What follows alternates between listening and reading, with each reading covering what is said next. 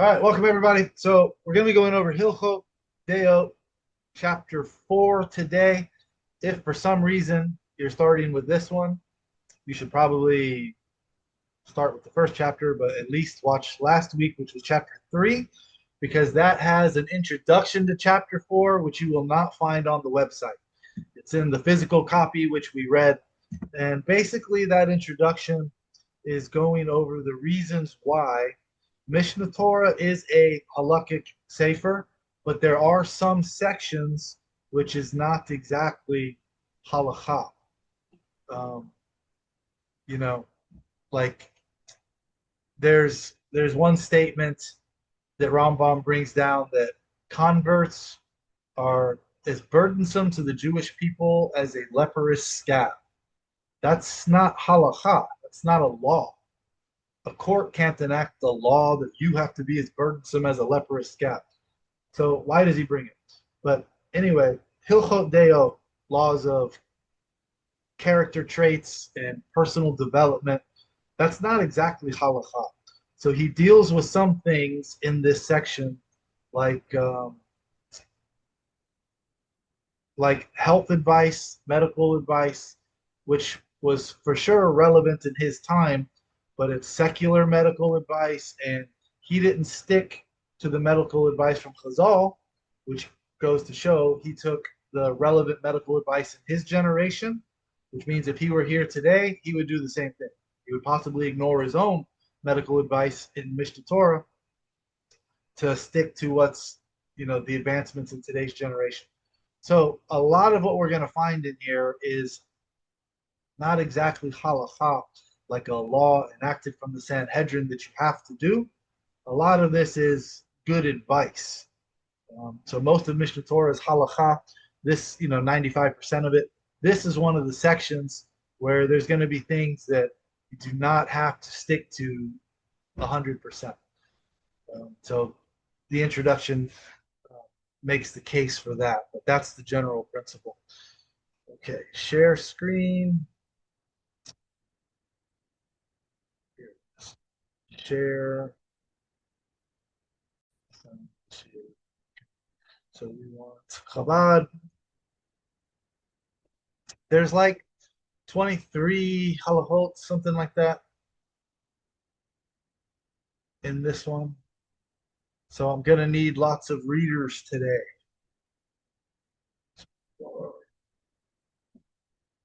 Hilchot Deot. So chapter 4. A lot of them are short too, so nobody will have to read too long of a thing.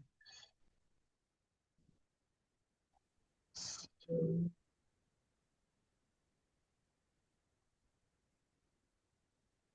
all right, so we see who would like to read the first one? I'll read. Since maintaining a healthy and sound body is among the ways of God, for one cannot understand or have any knowledge of the Creator if he is ill. Therefore, he must avoid that which harms the body and accustom himself to that which is healthy and helps the body become stronger. They are as follows. A person should never eat unless he is hungry, nor drink unless thirsty. He should never put off relieving himself even for an instant. Rather, whenever he feels he needs to urinate or move his bowels, he should do immediately. Okay, so when it says, okay, so when it says here among the ways of God, what does that mean? Remember, his general philosophy is to take the middle path and to walk in God's ways. So the middle path generally means moderation, not to go to any extreme end of the spectrum. So this is one of those examples when it says he should do so immediately. Let's not be such a literalist that it says, if you're out in the streets in public, well, I have to go, and it says do so immediately. So Therefore, I've got to do it right now. You should behave in ways that are civilized and modest. So in in Talmudic times, they believe that for a man, if he has to urinate and you're holding it in, that could cause a man to become sterile, or he won't be able to have children anymore. Now we know today this is not the case. So this is another example of, in this area, it's not exactly halakha. This is good advice. Uh, can you cause harm if you hold it in too long? I don't know. I'm not a doctor, but I'm just saying, let's behave in moderation and not take this to being okay. We're doing this publicly. So that's the general guiding principle behind it. Also, I'll point out, and we're going to see in a lot of these, that in his time, a lot of medical advice was based on digestion and nutrition, dietary things. So we're going to see a lot of that type of stuff in here. All right, number two, anybody? I can read. Please go ahead. One should not eat until his stomach is full. Rather, I'm trying to get my screen.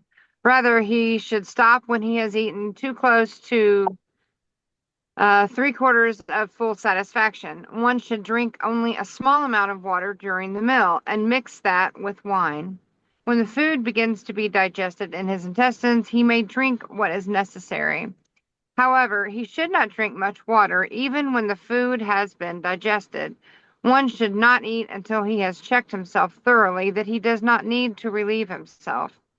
He should not eat until he has taken a stroll which is sufficient to raise his body temperature. Alternatively, he should work or exert himself in some other way. The rule is that he should engage his body and exert himself in a sweat producing task each morning. Afterwards, he should rest slightly until he regains composure and then he should eat. If he were to bathe in hot water after exerting himself, it would be beneficial. Afterwards, he should wait a short while and eat. So you see, one should not eat until his stomach is full. Um, Again, this is just basic moderation. When it comes to like weight loss, it's simple math. If you consume less calories, you lose weight. If you consume more calories, you gain weight. Um, I used to be an alcoholic. Actually, this week it's been 10 years since I've had any alcohol, so sort of an anniversary for me. But back when I was drinking all the time, if I was eating food, I felt like, I could eat more or I could just stop now. And there was sort of a motivation. I don't want to be super full because later I'm going to drink, and food absorbs all of that. So there was sort of an ulterior motivation for me to not continue eating. And at the doctor, I was one click away on the BMI chart from being underweight. And that was because I limited the amount of calories that I consumed. Maybe my motivation wasn't the best. And when I quit drinking, it's like, well, this food is good. Fill the plate up again. Like there's no reason to not. I didn't have a motivation to not keep enjoying the good food that I was eating, and so my weight jumped up. So it's basically giving us, his basic principle. Everything should be done in moderation. As far as this, again, you have to take walks and all that. I wouldn't take all of that literally as strict halakha. It's interesting that the advice that he gives even back then is actually extremely almost to a point what they suggest now for, like you said, Yeah, moderation, healthy. I think. That you shouldn't drink, while you're eating. You do small amounts. You should exercise before, and so it's very interesting that that is spot on to this day. Yeah, like you're gonna see some of this in here. Same thing we were taught as kids. Don't go to bed with a wet head. Dry your head when you go to the shower. Don't eat after. Don't swim. A lot of this stuff from back then. Yeah, I think you pointed out too about the 8 hours of sleeping last week. We're gonna see that here too. You can go to bed with a wet hair? Um, he Is that what you advises said? against. Yeah, he's gonna advise against it. Huh. We'll get in it. We'll see. It's gonna detail how you bathe, All kinds of personal details this week. Mm. All right, number 3. Anybody? I can read. Okay, thank you. One should always eat while seated or reclining on his left side. He should not walk about, ride, exert himself, subject his body to startling influence, nor take a stroll until the food has been digested in his intestines. Anyone who takes a stroll or exerts himself after eating brings serious and harmful illnesses upon himself. Okay, so where do we hear this from? Um, always eat seated or reclining on his left side. Where does that come from? Anybody know? Pesach? Exactly. In Talmudic times, it was customary for men of position, like royalty, to eat reclining on couches, as was customary in Greek and Roman circles. So that's why on Pesach, we left as slaves, but tonight we eat reclining, like we're the people of royalty.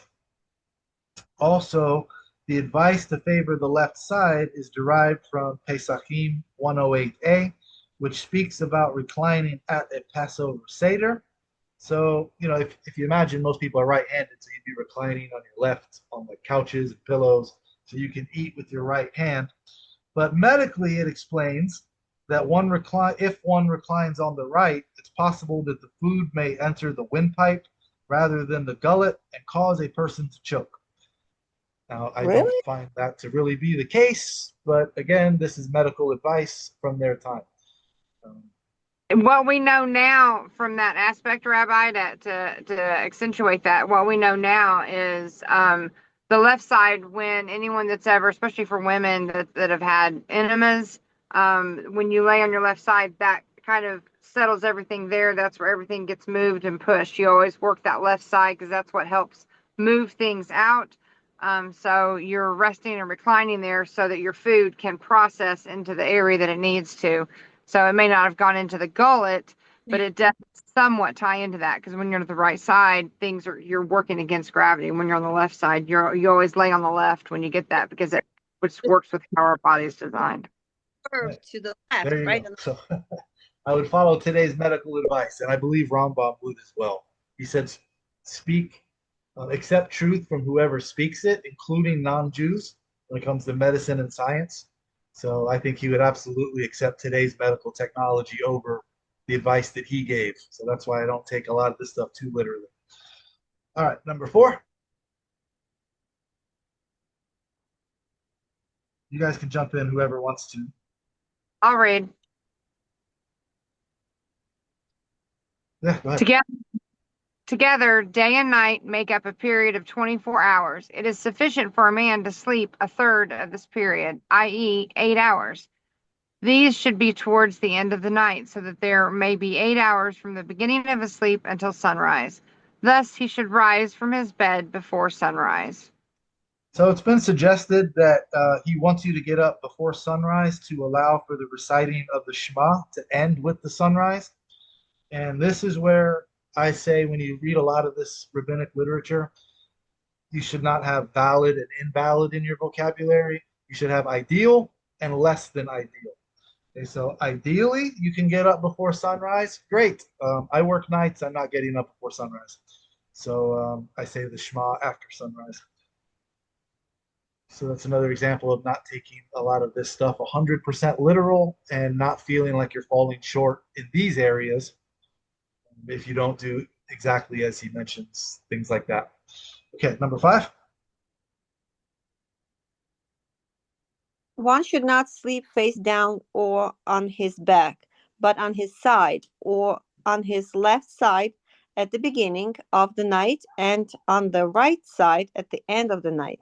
He should not retire shortly after eating, but should wait some 3 or 4 hours. One should not sleep during the day. Should not sleep during the day. Remember, he's describing what he thinks is the ideal situation, like right here where it says one should not sleep face down or on his back. Does that mean it's not allowed? The reason for this that we find in Asuri Bia, which is prohibited relations, in Asuri Bia, he's discussing sexual relations that are not allowed. and there's times when you're not allowed, even with your wife, which is permitted to you. And there he explains that these positions may cause sexual thoughts to be aroused. So that's what he's telling you to try to avoid. This doesn't mean that you're violating halakha if you slept face down or on your back. So again, just keep in mind that this chapter is more in the realm of advice than strict halakha, like the rest of Mishnah Torah is. Okay, again, I work nights. Am I going to be told I can't sleep during the day? That's You're not going to be able to serve God the way at your best ability if you are sleep deprived. Right. So that's again ideal versus less than ideal. Okay, number 6.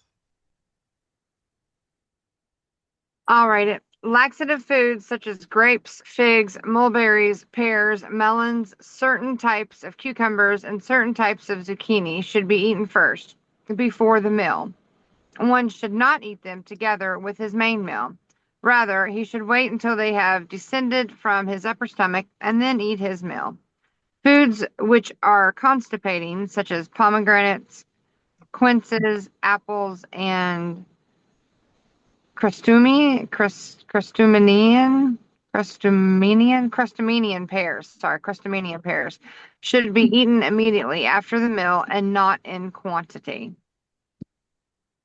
Okay, so here after this, it looks like our translation follows the standard printed texts of the Mishnah Torah, which have mem, yud, nun, yud. However, many manuscripts and early printed editions have mem, ayin, yud, which would be the heart of the fruit, the seeds and the pulp. The latter term would seem more appropriate in the light of some of the Rambam's statements in his regimen of health. So here you see they're showing you where they're going with the standard printed text, the popularly printed, but the early manuscripts, the Yemenite manuscripts, they differ a little bit. So this is one of the things I like about this Toger edition, which is the Chabad endorsed edition, is they show you where the differences are. Of course, you have to go to the manuscripts to find that. I mean, you have to go to the commentary to find that. But this is another example here that this translation is based on Rav Kopak. I forget his name, Yosef Kopak. It said that whatever he said, that would be what Rambam said. That he was such a disciple of, he was one of the Yemenite rabbis. He was such a disciple of Rambam that that's going to be the more authentic Pasak or Din, whatever he gives. So in his interpretation of the Rambam's commentary to the Mishnah, modern Hebrew has interchanged the translations of these terms. There may be debate over these translations of some of the other species of fruits and vegetables mentioned in this chapter.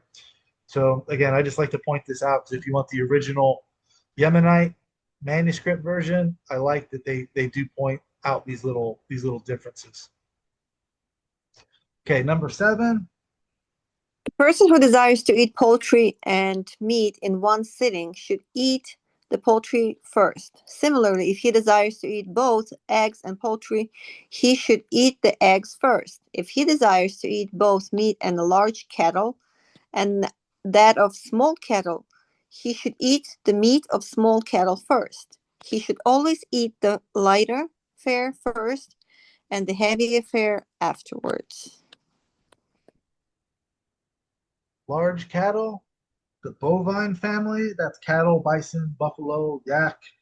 And small cattle is the ovine family, which is like sheep and goats. And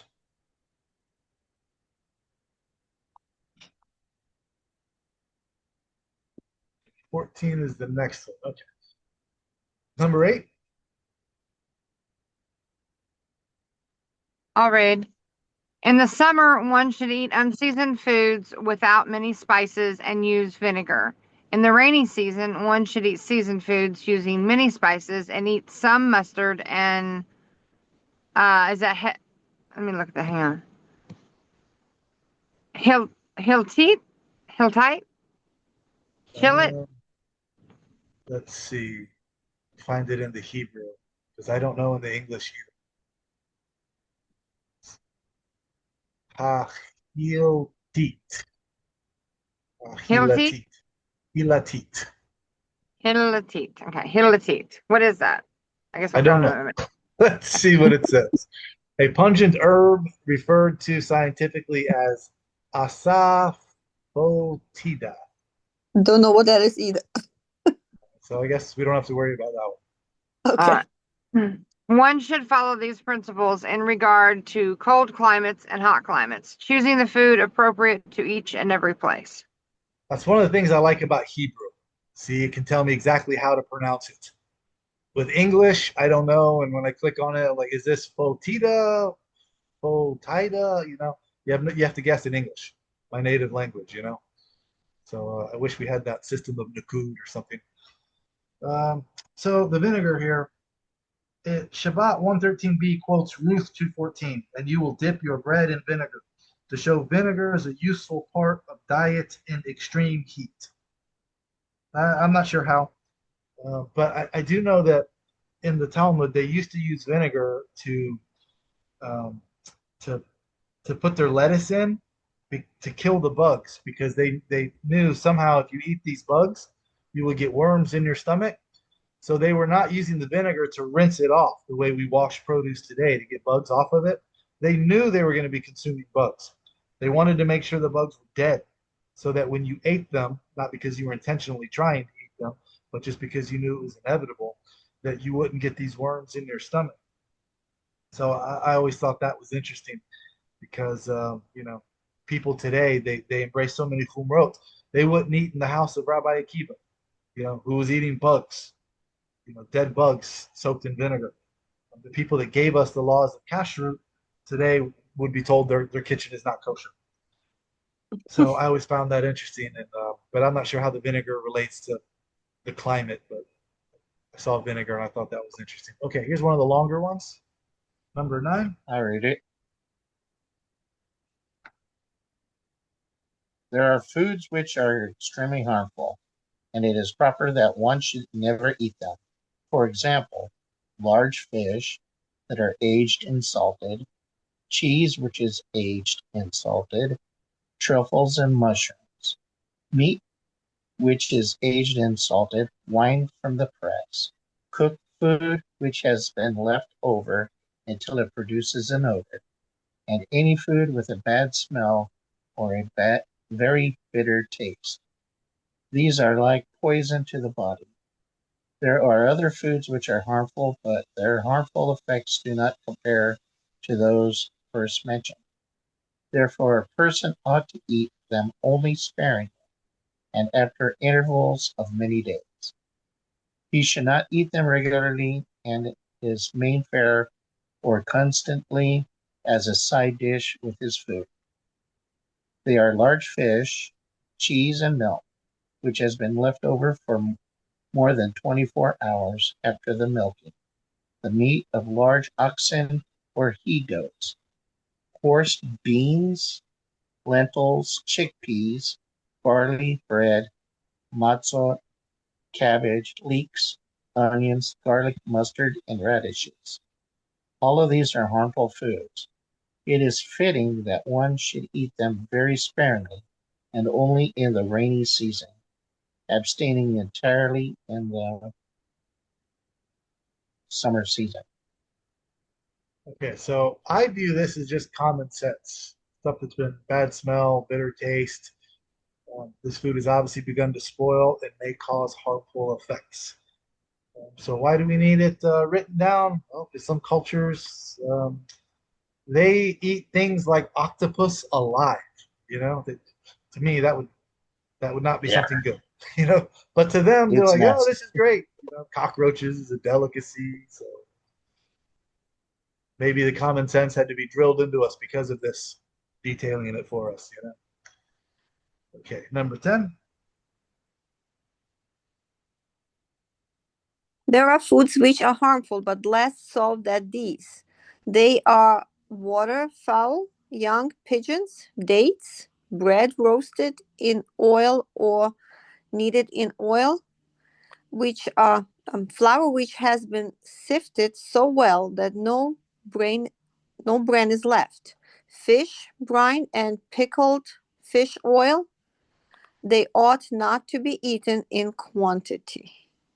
A man who is wise overcomes these desires, is not drawn by these appetites, and eats nothing of the aforementioned unless he needs them for a medical reason, is indeed heroic. Okay, so here he's giving the example of food, but remember in previous chapters, he discusses other desires, like sexual desires. This, if you have an unhealthy appetite for it, normally the advice is to go to the opposite end of the spectrum and don't engage in it at all. So you'll end up in the middle. But this is one of the topics where he has to engage in it for halakhic reasons, because this is a reason his wife could be granted a divorce if he's not engaging in it with her to keep her satisfied. He also says it's medically necessary for men. So a person who's wise is one who is ruled by his intellect and not his desires. So it's not just with food. It could be, what if you have problems with substance abuses, like as an alcoholic, you might be prone not to just overindulge in alcohol. It could be other substances. Now, if you're on prescription medication, you know, people are getting addicted to pills that doctors are prescribing. So if you have to take something that you're engaging in, what do? You can't just not engage in it. Your intellect has to be in charge. You have to understand, okay, I'm struggling with this. I have to engage in this. Your mind has to be in control over it. And unless he needs them for a medical reason, we're gonna find some other things that are considered medically necessary, according to Rambam, but is indeed heroic. Perhaps this is an allusion to Avot, the fathers, who is heroic, one who overcomes his desires intellectually, one who's able to defeat those vices or those demons or whatever. Okay, number 11.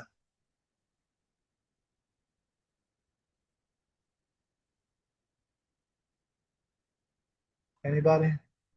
I got it. Sorry. Stepped away.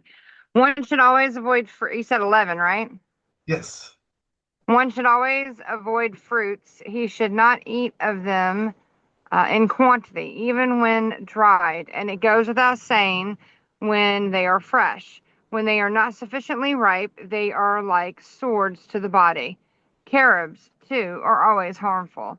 All pickled fruits are harmful and should be eaten only sparingly in summer weather and in hot climates.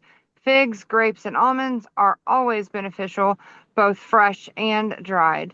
One may eat of them as much as he requires. However, he should not eat them constantly, even though they are the most beneficial of fruits. Okay, so when he says one should always avoid fruits, um, literally the fruit of the trees, he's not saying fruits are prohibited. He's saying in general, don't go overboard with it. We know this because he says he should not eat them constantly, even though they're the most beneficial of fruits. So he's not saying fruits are halakhically prohibited. He's saying in general for health, don't go overboard with fruit. Okay, number 12.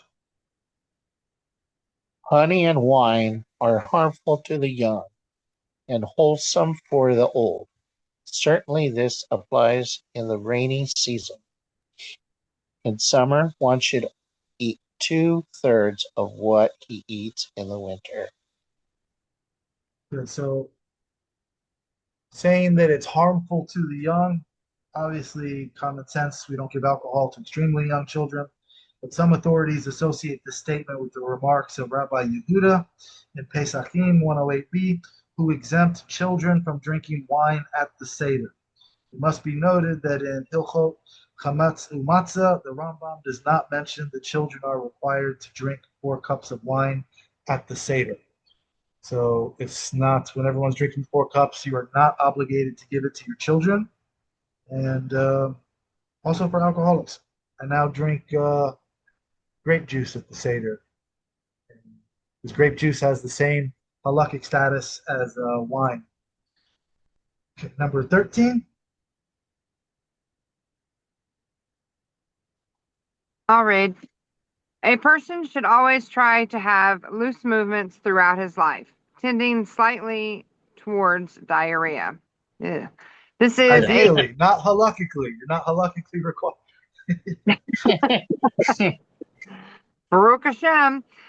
This is a cardinal principle in medicine. Whenever one suffers from constipation or has difficulty moving his bowels, serious diseases will beset him.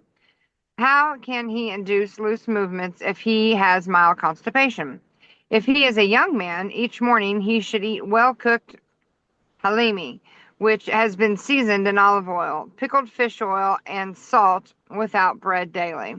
Or drink the boiled water of cooked spinach or cabbage, seasoned with olive oil, pickled fish oil, and salt. If he is an old man, he should drink honey diluted with hot water. I vote for that. In the morning, wait approximately 4 hours and then eat his meal. He should do this for 1 day or 3 or 4, if necessary, until he has loose bowels. And there you have it. So the cardinal principle in medicine, he appears to be referring to secular medical knowledge. He was a physician to the Sultan of Egypt, so he was qualified in his time to speak on this type of thing. Okay, number 14. I'll read. They have given another principle with regard to physical well-being.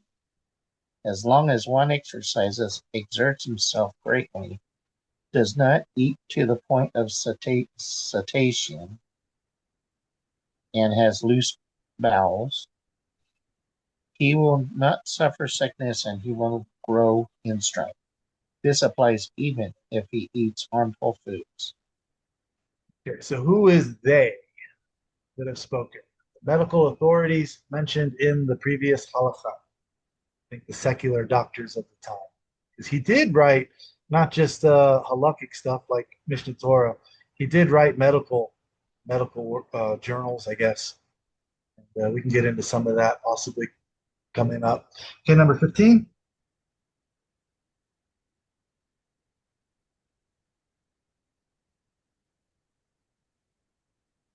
Anyone?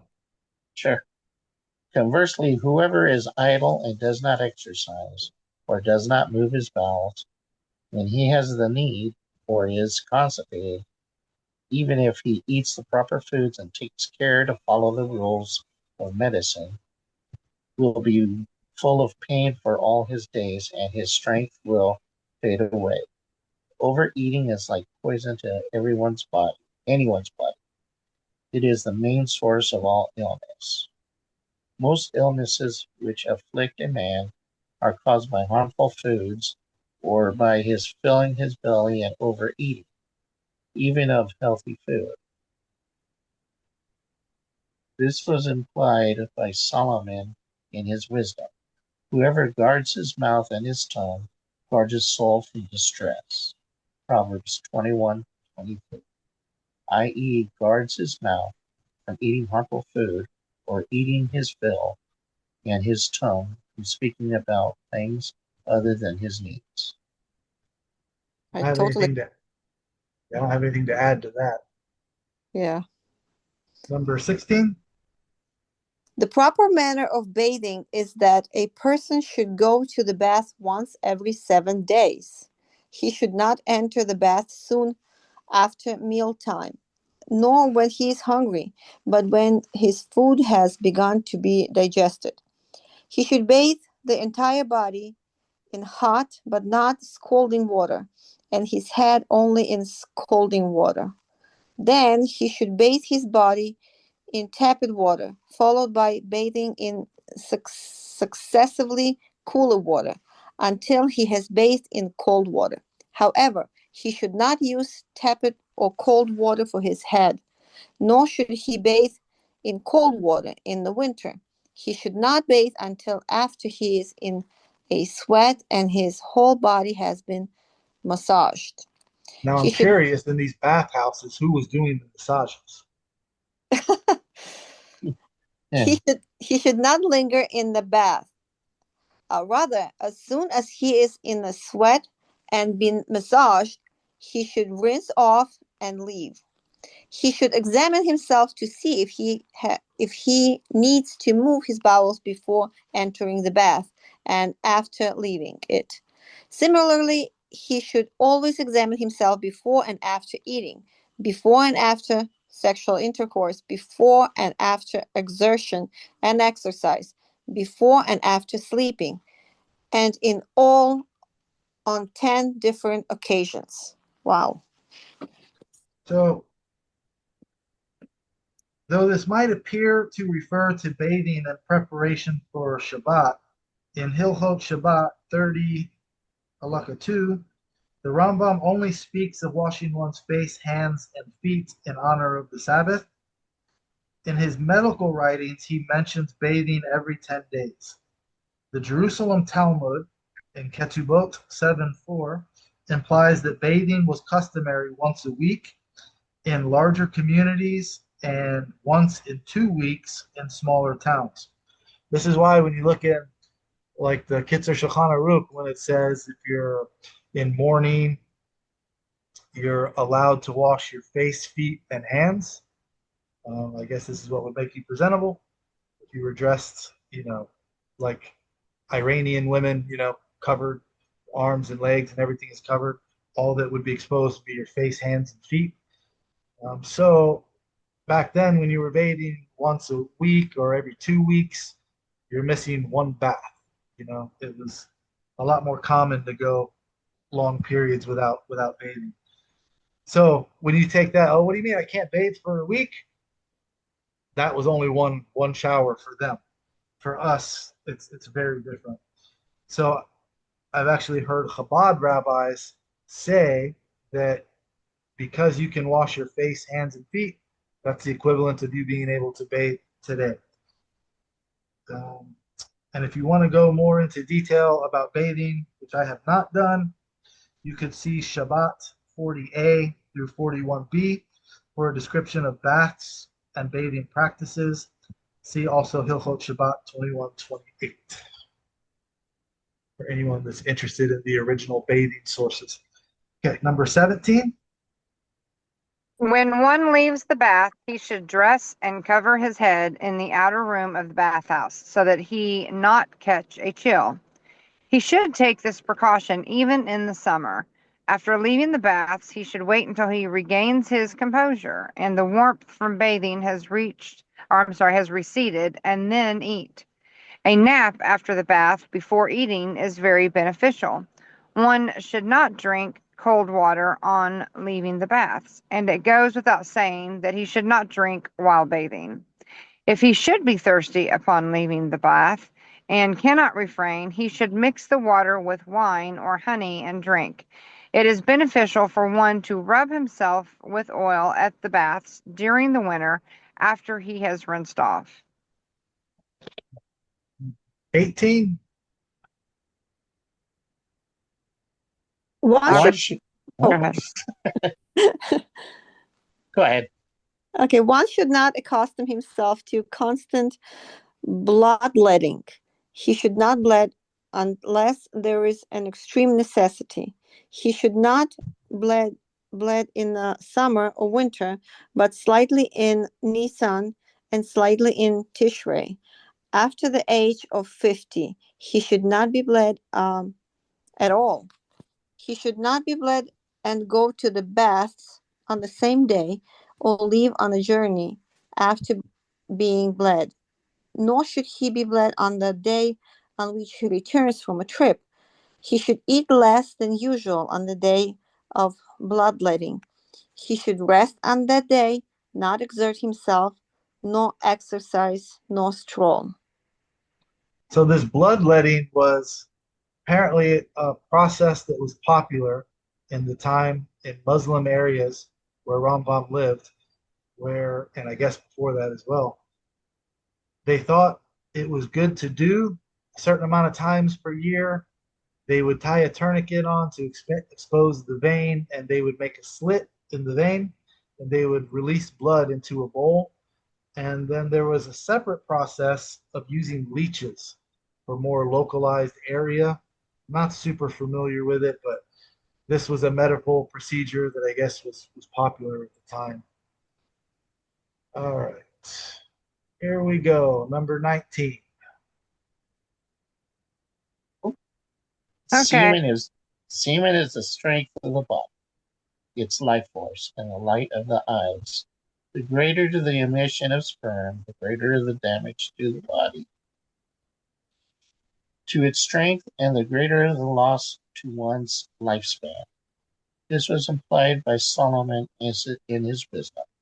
Do not give your strength to women. Proverbs 31:3.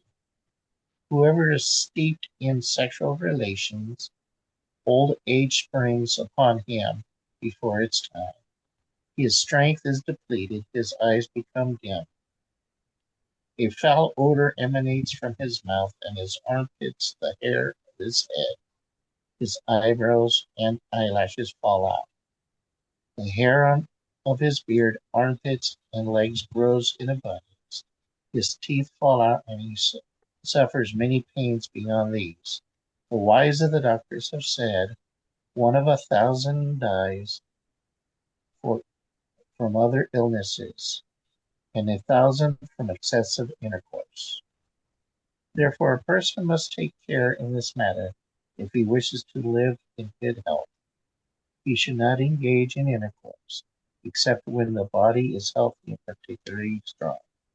When he has many involuntary erections, the erection is still present, even when he makes an effort to think of something else. He finds a heaviness from his loins and below. The tendons of the testicles seem to be stretched, and his flesh is warm. Such a person needs to engage in intercourse, and it is medically advisable. He should not engage in intercourse on a full or empty stomach, but after the food has been digested. He should examine himself to see if he needs to move his bowels before and after intercourse. He should not engage in intercourse while standing or sitting, nor in the bathhouse, nor on a day on which he goes to the bathhouse, nor on the day on which he lets blood, nor on the day he departs on a journey or arrives from a journey, nor on the day before or afterwards. Oh. All right, so That doesn't leave guys, very many days, does it? what's that? I said that certainly doesn't leave very many days. Goodness. Yeah. So remember, if your wife is not wanting to participate in mitzvah night, you can let her know it's medically advisable. You can self-diagnose. Um, and I think this was the one. Okay. There's another chapter in Asuri Bia, which, if you guys want, we'll talk about after the recording. But I mentioned a conversation I was in earlier with another rabbi, and this is what the more graphic thing is found in Asuri Bia. But this sentence here, he should not engage on a full or empty stomach, but after the food has been digested and at night. That's what made me think that the conversation in the Surrey Bia was here in this chapter. When I just glanced at it to see what's in this chapter, I saw this and I remembered that conversation, but the graphic details is in the other chapter. So if you want, we can talk about that after the recording, but just that'll be part of the discussion. I had a Okay. quick question, Rabbi, about Yeah. what Mr. Thomas was reading, where it was going through that list of all these things, like after the Proverbs 31, and then he went on the list of your hair is going to fall out, you're this, you're that. What was I guess I missed the first part of that. What is that saying? Is that saying if you do these things, that is that what they thought would happen, or I missed that piece, that transition? That's what they thought. Um, when That's it So what that says, accept sex. yeah, so that's it's what, so that's what they were saying, Rabbi. yeah, they're quoting King Solomon here when it says, "Don't give all your strength to women."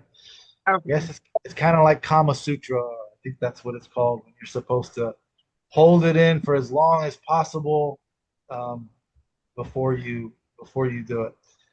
They were Is not big fans of releasing semen often, and so this these are some of the consequences that they thought would happen if you did. is this where a lot of people, especially Kabbalists, get is this maybe particular for, well, like I said, within Proverbs and Solomon David, is this where they extrapolate the whole premise of not self-gratifying because of all these multitude of reasons that is this where they kind of weave that It's in? it's probably a multitude of things. I mean, King Solomon had what 700 wives. I mean, you think he wasn't, you know? But they also take it from the story of Bereshit, where I think it was Onan. He was. They had the Levitical, not the Levitical, the Levirate marriage, where a person, if a woman married the man, she was now part of the family. So if he died, she can't just be kicked out, into the wilderness. It was the rest of the family's obligation to take care of her. So the next brother would be obligated in this, it's called Yibum, to marry her and have children with her and continue the dead brother's line. So Onan, and I forget the other guy's name, they were having sex with her, but they were pulling out, spilling their seed onto the ground. So the Midrash says that one of them said she was beautiful, so he didn't want to ruin her body by making her become pregnant. And the other one didn't want to carry on his brother's line. He didn't want to have children with him. So the sin was spilling the seed onto the ground. So anyone who reads that, I think, will come to the conclusion it was not that seed was spilled for the purpose of not having procreation, because you're allowed to have sex with your wife when she's pregnant. She's already pregnant. She's not going to get pregnant again. So seed is essentially being spilled, which is not for the purpose of procreation. So the sin there was they weren't doing what they were supposed to be responsibility wise. And that's why in this Levirate marriage, it's called Yibum. There's a process called Halitza, which is if you don't want to take on this woman, then your shoe is removed to represent you don't deserve to have luxuries like shoes, and the woman spits on the ground to demonstrate. This was done publicly, the chalitza ceremony, to just display you are being shamed publicly because you're not taking care of responsibilities. You're not doing what you're supposed to do to take care of the woman and your dead brother, to carry on his line, sometimes for selfish reasons. Your inheritance would not just be split between your children, but it would also be split between the children that you're having with this woman, which is really considered your dead brother's children, that you're having for him. But Kabbalists will take that, and rather than going by that explanation that you're not fulfilling your responsibilities, they'll say, well, you're creating demons because the seed that was not spilled for procreation now turns into demons and is going to come back to haunt you. And that's why some of them go to extremes and say, well, if you have to spill seed, it's better to visit a non-Jewish prostitute than to engage in self-gratification, because now you're dishonoring, the woman, but it's not a Jewish woman. Better that than to masturbate and create demons kabbalistically. I'm not a Yeah, Kabbalist, so I don't believe in those things. So I take the rational halakhic pursuit rather than the Kabbalistic meaning. So I would say it's a multitude. It's not just this saying hold it in, but it's also for the reason that I just mentioned based on Genesis. I would go. I guess, and you talking about the two brothers, and I've heard that before. But and hearing you say that, it almost. I mean, you could certainly, in my opinion, say that even beyond just like we said that explanation. I think it speaks to the lesson of they were doing what they wanted to do for their own purposes. He thought she was pretty. It felt good. I want to do it, but I'm not going to do it because I don't want to ruin something that I enjoy seeing. And the other one, I don't want to raise another kid. Again, it was very self-driven, which would Right? explain why. That do you think that's accurate, or Yeah. Comes an down to opinion? the intention. Okay. It's a gift given to us, both men and women, by God. So we're entitled to it, but we can't misuse it. I mean, anything given to us by God, we have to show respect for it. So we have to use it in an appropriate way. So then it comes down to look at the source text. This is King Solomon. I'm quoting Genesis, which is where the halakha is based off of. Kabbalists are quoting the Zohar, mystical things that are happening in the spirit world that we can't tangibly prove. Rabbi, does it say why the brother didn't want to have children with this woman of his brother's wife? Was there any reason why he would spill the seeds and he didn't want to have any intercourse So with? the Torah usually tends to use the least amount of language required. It doesn't embellish. So it just says that he was spilling seed onto the ground. So then the rabbis have to, this is what midrash means, to seek out the meaning. So what does it mean? Why was he doing that?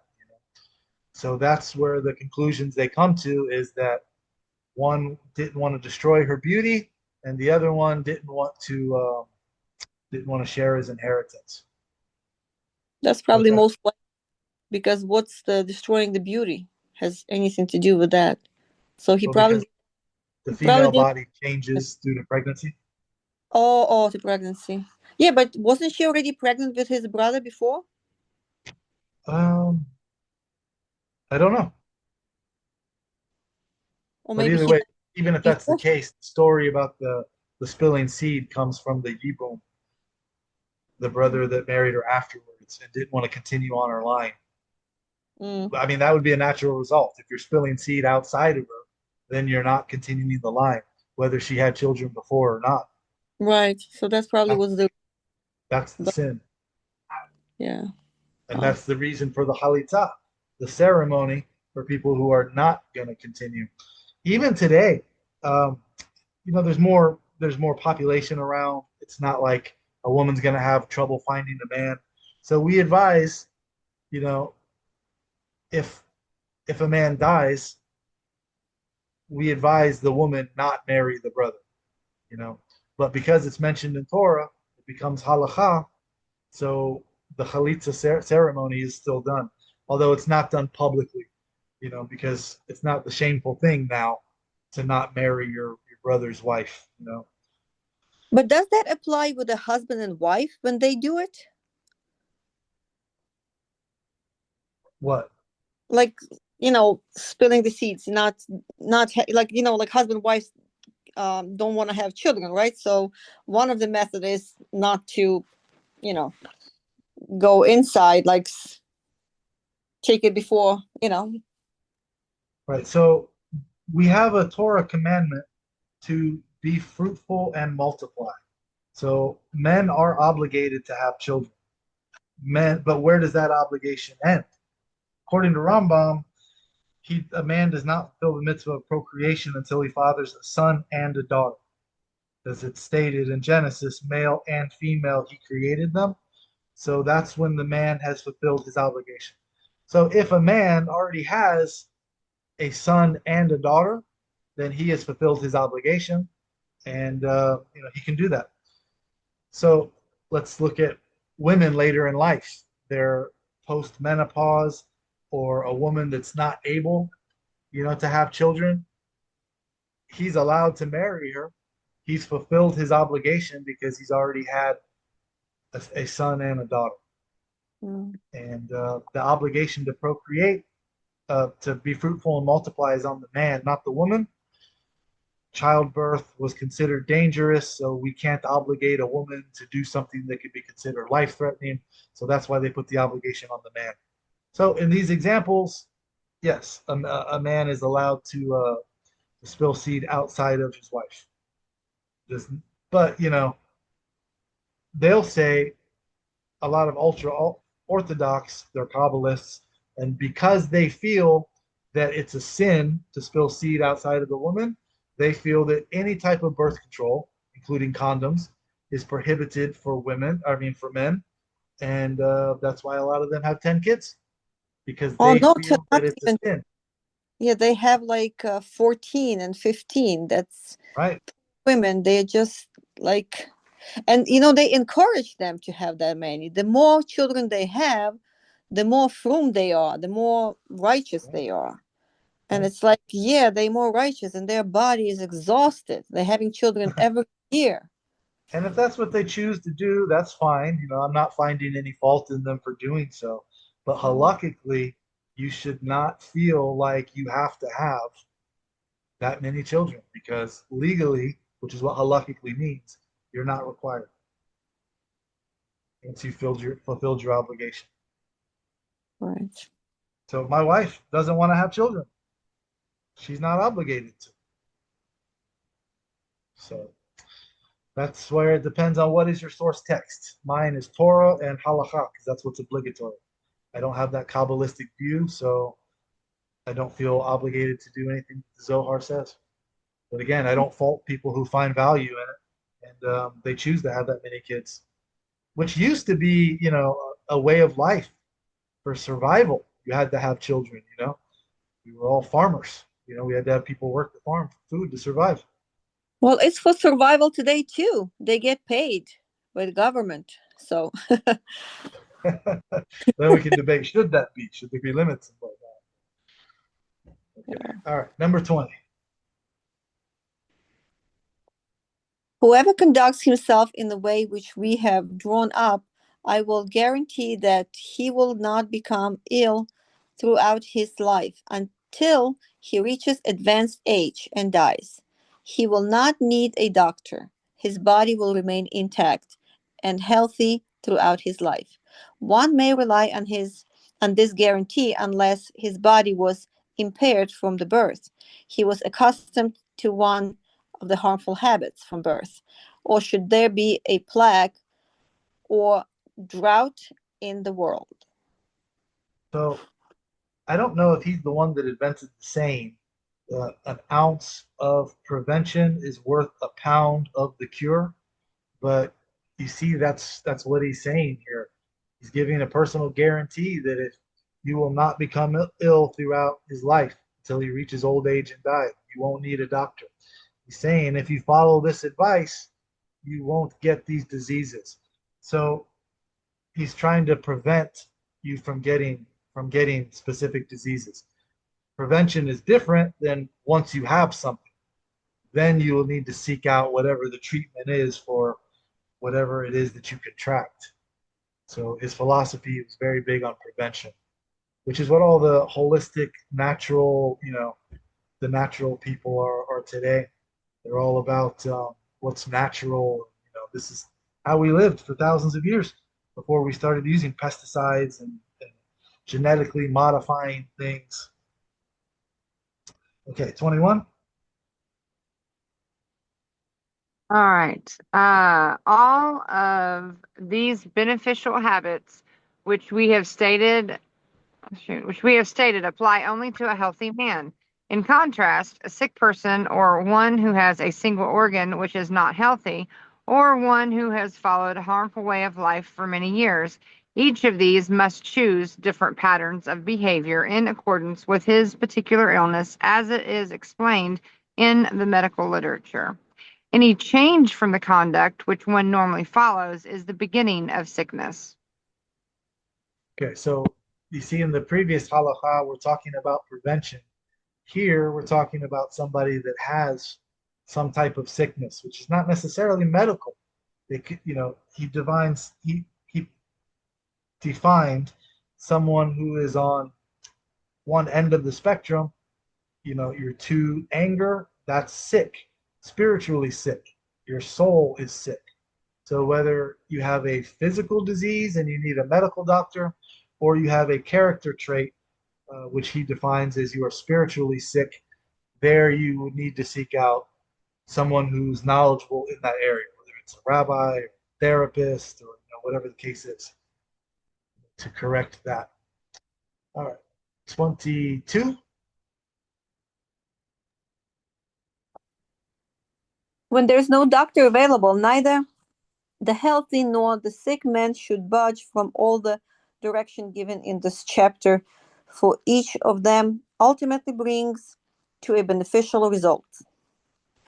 So he's indicated the importance of living near a doctor in the following halakha, which we're about to read, and in his medical writings. I guess he wrote something called the Regimen of Health, and it's quoted there in 2:2. Thus, this halacha surely describes an undesirable state. So ideally, you would live where there is a doctor available. And number 23. All right, I got it. A Torah sage is not permitted to live in a community which does not have the following: a doctor, a bloodletter, a bathhouse, a latrine, an available source of water such as a river or a spring, a synagogue, a teacher of children, a scribe, a charity supervisor, a rabbinical court empowered to impose corporal punishment and jail sentences. Okay, so ideally, this is the type of a community you would be looking for. Today, doctor, bloodletter, I don't know if doctors are really doing this anymore, but that was a popular practice. But look at what he says right here. Hilchot Talmud Torah 2:1, which states that the world is only maintained by virtue of the merit of young children's Torah study. Accordingly, a city which does not hire a person to teach its children Torah may be excommunicated and even destroyed. This is pretty strong language, isn't it? So let's go up here. Hilchot Talmud Torah, chapter 2.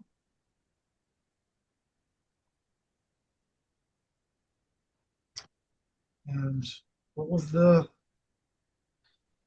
halakha quoted? Hilchot Talmud Torah, chapter 2, halakha 1, which states that the world is only maintained by virtue of the merit of young children's Torah study. Accordingly, a city which does not hire a person to teach its children Torah may be excommunicated and even destroyed. I mean, this is a mitzvah, to teach your children.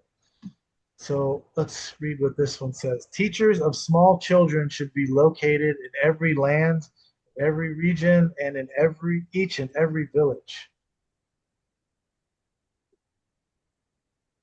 Bava Batra from the Talmud 21a proclaims, remember that man for good. Yehoshua ben Gamla is his name.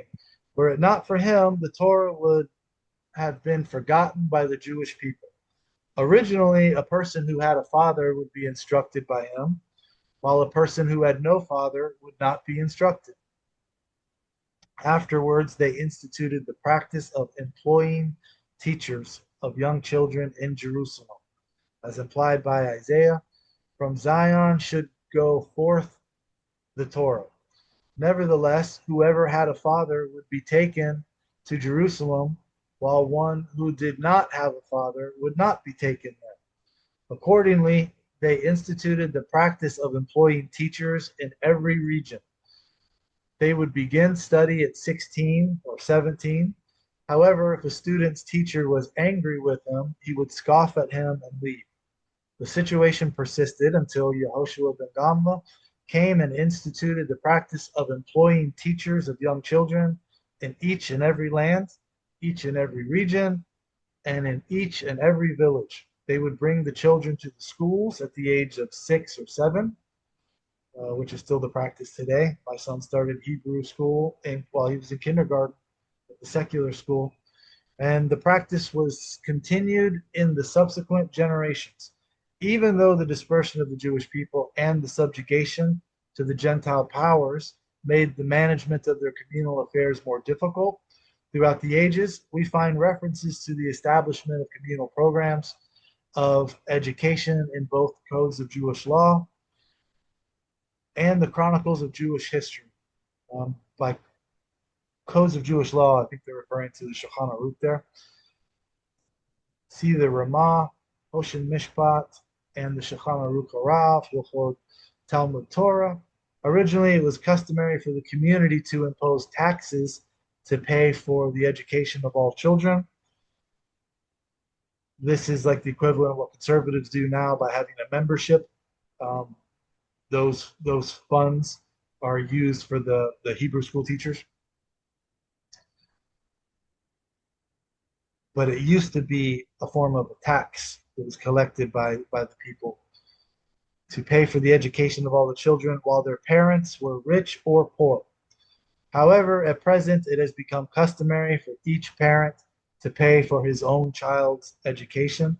However, if he lacks the financial means to do so, the community is obligated to accept this burden.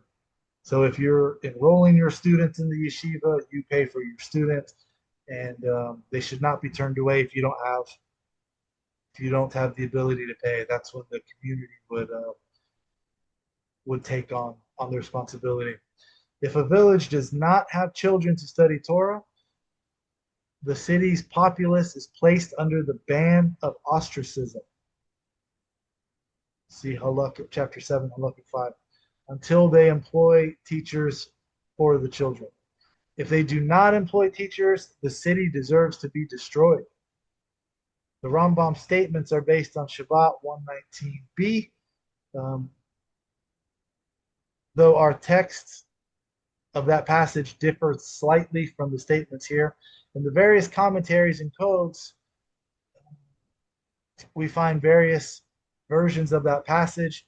Hence, it is possible to assume that Rambam's statements are a quote from this text of the Talmud.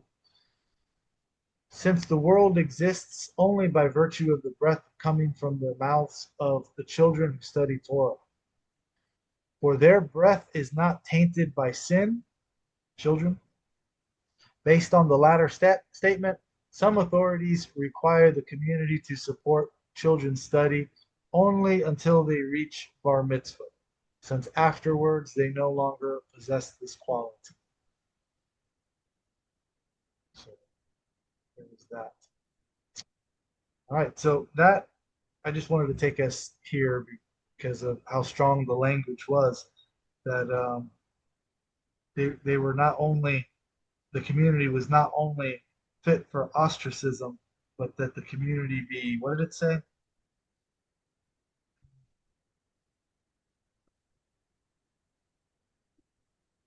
Even destroyed. Community should be destroyed if they were not willing to continue the education of the children. That's how important it is. So, but that concludes Hilchot Deot, chapter 4.